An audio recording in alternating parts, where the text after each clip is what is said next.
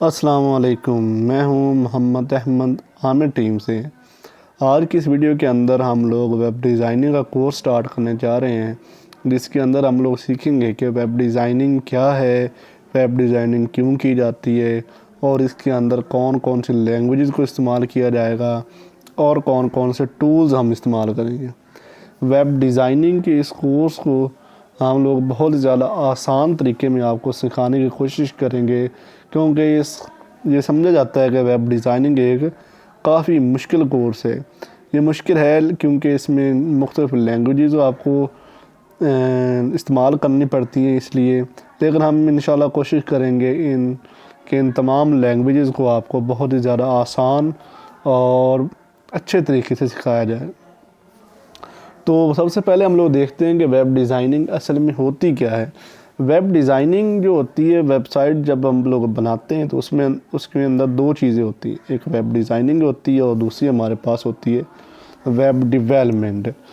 तो web development और web designing में काफ़ी ज़्यादा डिफरेंस है। तो इस डिफरेंस को पहले हम लोग देखते हैं। वेब डिज़ाइनिंग किसी भी वेबसाइट का एक डिज़ाइन होता है जो हमें फ्रंट पेज पर नज़र आ रहा होता है, और उसके बैक एंड पे जितना भी काम हो रहा होता है वो सारा वेब डेवलपमेंट के अंदर आता है। इसकी मिसाल हम ऐसे ले सकते हैं, जैसे कि हमारे पास एक कॉन्टैक्ट अस का पेज होता है, तो उसमें हमारे पास डिफरेंट चीज़ें नज़र आ रही थी। मतलब फ़र्स्ट नेम का ऑप्शन नज़र आ रहा था, सेकंड नेम का ऑप्शन नज़र आ रहा था, और बहुत सी ऑप्शंस आ रही होती हैं, और उनके अंदर हम डाटा फिलअप करते हैं। जब हम उसमें सेव के बटन को क्लिक करते हैं तो वो डाटा कहाँ जाता है?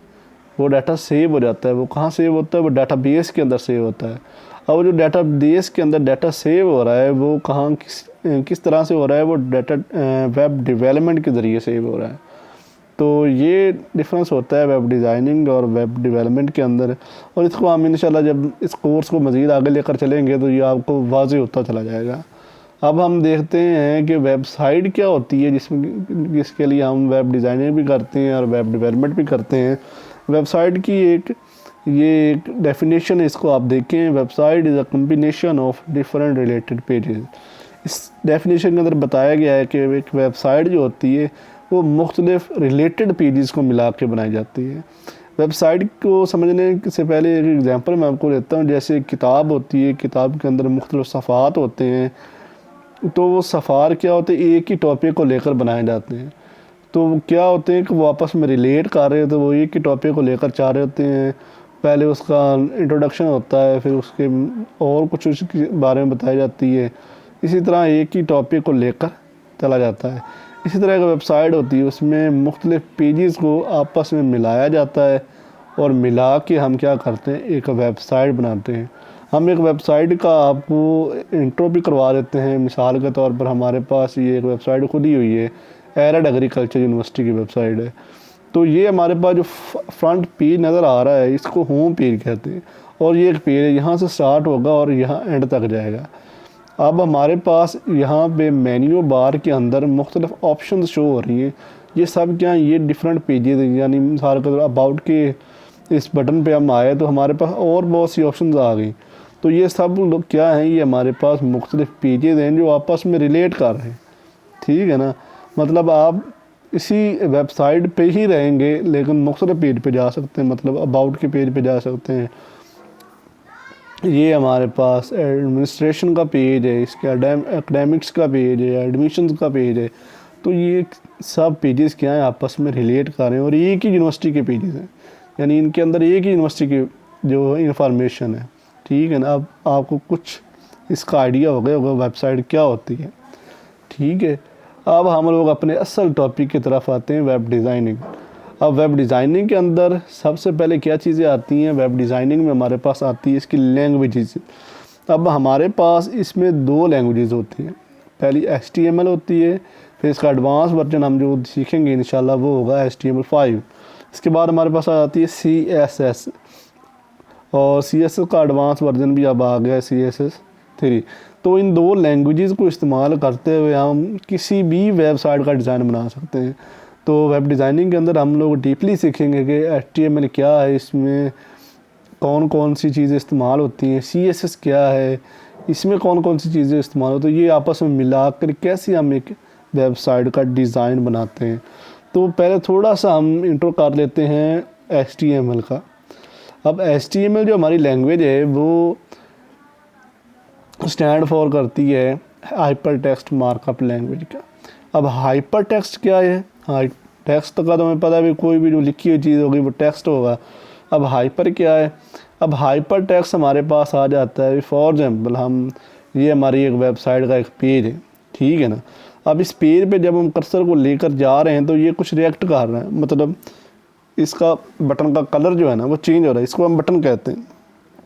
ये मेन्यू बार है, मेन्यू बार के अंदर मुख्तलिफ ऑप्शन है, आप ऑप्शन भी कह सकते हैं बटन, लेकिन वेब डिज़ाइनिंग की लैंग्वेज इनको बटन कहा जाता है, ठीक है ना। अब जब आप कर्सर इस पे लेकर, कर्सर होता है ये आपका जो तीर का निशान, इसको कर्सर कहते हैं। जब आप इस पे लेकर जाते हैं तो क्या इसका कलर चेंज हो रहा है, मतलब वेबसाइट के अंदर जो भी टेक्स्ट यूज़ हो रहा होता है या कोई भी इमेज यूज़ हो रहा होता है, जब आप उस पर कर्सर को लेकर जाओगे तो वो कुछ अगर रिएक्ट करता है, जो भी रिएक्शन देता है, मतलब कलर चेंज होता है, वो आप किसी और पेज पे लेकर जाता है, या उसकी आउटलाइन चेंज हो जाती है, कोई कुछ भी होता है, या उस पर फॉर एग्जाम्पल कुछ वेबसाइट के अंदर आप जाते हैं तो जब पैराग्राफ के अंदर आप जाते हैं तो पैराग्राफ के पहले हिस्से में जाते हैं तो उसका टाइटल शो होना शुरू हो जाता है। तो ये पैराग्राफ जनाब जी इस चीज़ के मतलब ये इंट्रो का पैराग्राफ है, ये डिस्क्रिप्शन है, ये अबाउट अस का है, ये क्या चीज़ है। तो आप ऐसे लेकर जाओगे तो आपके पास वो शो होना शुरू हो जाएगा। इसमें तो नहीं हो रहा, लेकिन हम देखेंगे कुछ वेबसाइट ऐसी देखेंगे जिनमें ये शो होगा, और जो हम बनाएंगे वेबसाइट उसमें भी ये शो होगा, ठीक है ना। तो ये हाइपर टेक्स्ट है। अब इसमें दूसरा हमारे पास जो लफ्ज़ इस्तेमाल हो रहा है वो हो रहा है मार्कअप लैंग्वेज का। अब मार्कअप लैंग्वेज क्या होती है? मार्कअप लैंग्वेज होती है कि हमारे पास लैंग्वेज को तो आपको पता है ना, ज़बान होती है, कोई भी ज़बान उसको लैंग्वेज कहते हैं। अब मार्कअप लैंग्वेज ऐसी लैंग्वेज है जो लिमिटेड लैंग्वेज होती है, या उसको आप प्री डिफाइंड लैंग्वेज कहते हैं। मतलब HTML के अंदर जो भी टैग्स हम लोग इस्तेमाल करेंगे, टैग्स भी हम आगे जाकर सीखेंगे क्या होते हैं, वो प्री डिफ़ाइन होते हैं, यानी पहले से ही डिफ़ाइन कर दिए गए, उनके बाहर नहीं आप जा सकते, आप अपनी मर्ज़ी का टैग नहीं लगा सकते, या उन टैग के अंदर जो एट्रीब्यूट्स हैं वो वही सेम है, उसके बाहर नहीं आप जा सकते, उनको आगे पीछे करके आप एक डिज़ाइन बनाओगे। अब हमारे पास जो इसमें भी लिखा नज़र आ रहा है कि it is use for making और building the layout of the website. जो भी वेबसाइट का लेआउट होता है तो वो हम HTML के ज़रिए बनाते हैं, ठीक है। अब इसमें दूसरा पॉइंट लिखा हुआ कि इट यूजेस टैग। अब टैग्स क्या हैं?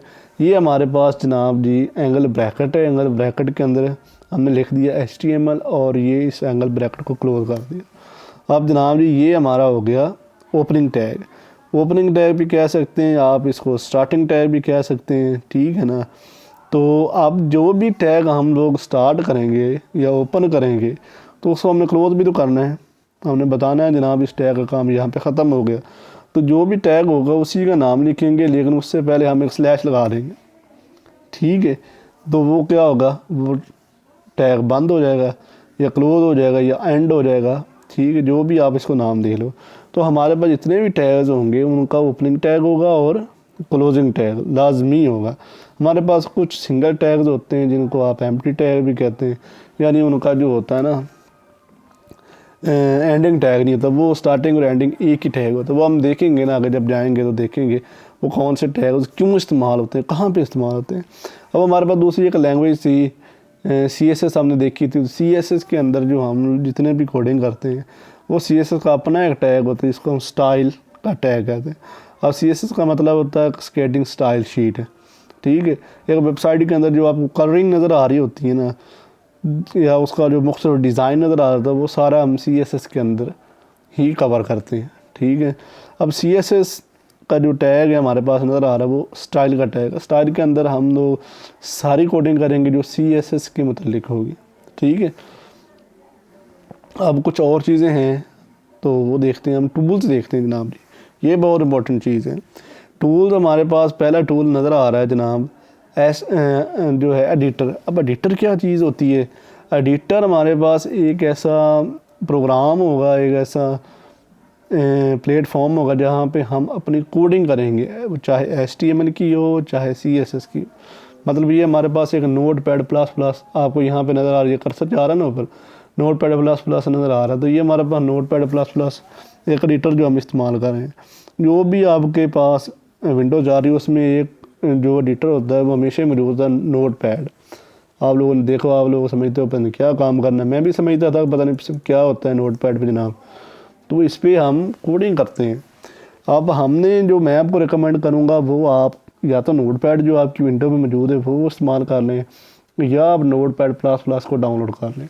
अब इसको इस्तेमाल करने का हमें क्या फ़ायदा होगा, ये फ़ायदा होगा कि और जितने भी हमारे पास एडिटर्स हैं उनमें क्या होता है कि आपको आधा कोड खुद ब खुद लिखा आ जाता है। यानी आपने HTML लिखा तो वो बाकी का कोड खुद ब खुद ही आ गया, काफ़ी ज़्यादा कोड, वो भी हम देखेंगे इंशाल्लाह।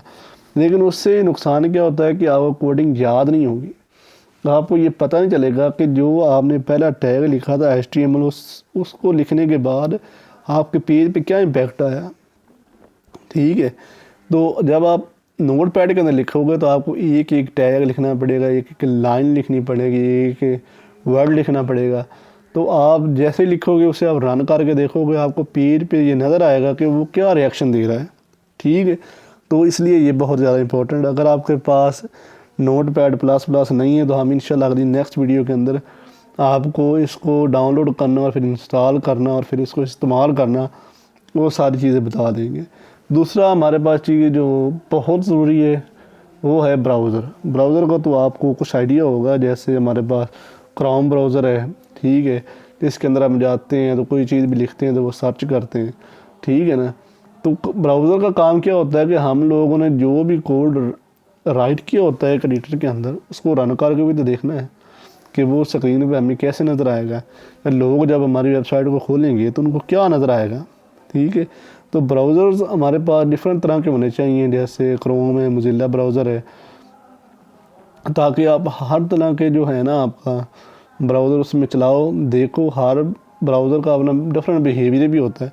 कुछ टैग्स होते हैं जो क्रोम में तो कुछ और तरह से शो हो रहे होते हैं, लेकिन मोजिल्ला के अंदर कुछ और तरह से शो हो रहे होते हैं। इसलिए आप उनको एडजस्ट करो सारों को। ठीक है ना, सारों में चला के देखो, अपने कोडिंग को देखो कि कौन से गैप्स हैं, कौन से फॉल्ट हैं, उनको दूर करो। अगर कुछ होंगे तो वो हम इंशाल्लाह देखेंगे और उनको दूर भी करेंगे। ठीक है, ये एक बेसिक सा इंट्रोडक्शन था। अब मैं आपको चले एक और चीज़ दिखा देता हूँ। एक पेज मेरे पास पड़ा है जिससे आपको एक पेज का लेआउट समझने में थोड़ी सी हेल्प होगी। ये थोड़ी सी एडवांस चीज़ें भी इसमें हैं, लेकिन वो आगे जाएंगे तो आपको इंशाल्लाह मज़ीद क्लियर होती जाएंगे। ये हमारे पास HTML पेज है, इसका स्ट्रक्चर हमारे पास नज़र आ रहा है। तो ये देखिए हमारे पास ये HTML का ओपनिंग टैग आ गया और यहाँ पे है जनाब नीचे ये इसका क्लोजिंग टैग नज़र आ रहा है। अब इस टैग को यहाँ से हमने स्टार्ट किया, यहाँ पे क्लोज किया, तो बाकी क्या चीज़ें थी सारी इसके अंदर आ गई। हमारा ये पेज है, यहाँ से स्टार्ट हो रही है बाउंड्री है, पूरा पेज हमें नज़र आ रहा है। मतलब कि फॉर एग्ज़ाम्पल हमने ये जनाब यहाँ से शुरू हुआ हमारा HTML का टैग और यहाँ तक गया, ये लास्ट तक, ये सारा हमारा HTML का टैग ही है। ठीक है, इसके अंदर हमारे पास ये हेड सेक्शन आ गया। पहला जो है हेड सेक्शन क्या होता है कि इसके अंदर हमारे पास एक टैग इस्तेमाल हो रहा है, टाइटल का टैग। अब हमारे पास जो भी पेज होता है उसका एक नाम होता है। मिसाल के तौर पर हमने यहाँ पे इस वेबसाइट को खोला था तो हमारे पास ये होम नज़र आ रहा है। ठीक है ना, अब होम जब पेज का नाम होगा तो वो हमने यहाँ पे लिखना और यहाँ पे हमें शो होना है सर्च बार के अंदर। ठीक है ना, यहाँ पे इन्होंने ये नाम लिखा हुआ है।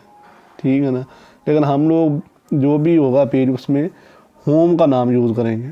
ठीक है, तो यहाँ पे होम हो गया, यानी इसका हम उन्होंने नाम ये लिखा PMAS एरिड एग्रीकल्चर यूनिवर्सिटी लिखा हुआ उन्होंने जनाब जी, तो इसलिए ये शो हो रहा है।